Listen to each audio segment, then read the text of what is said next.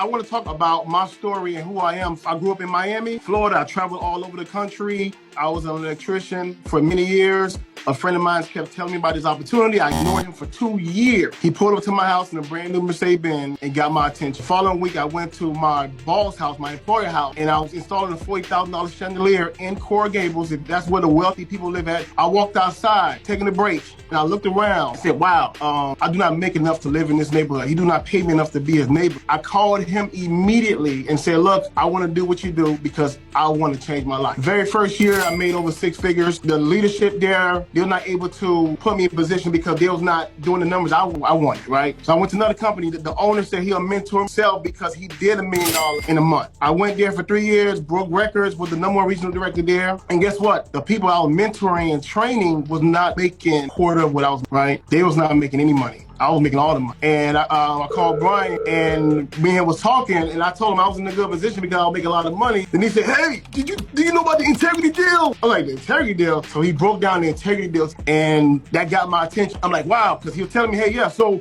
are you going to live off your renewals for the rest of your life? I'm like, you know what? I never thought about that. I never knew there was another level to this industry. Went to bed, my wife asked me, who was that guy you're talking? I said, Brian Mendenhall. She looked him up, did some research on him. Oh, he's one of the top trainers in the country. And when it comes to insurance, she went into a rabbit hole of all the training on FFL on youth. Didn't go to sleep. She said, we should pray about it. Prayed about it. Next morning, I called Brian. Brian joining the team. Fast forward, we, not me, but we are a board member.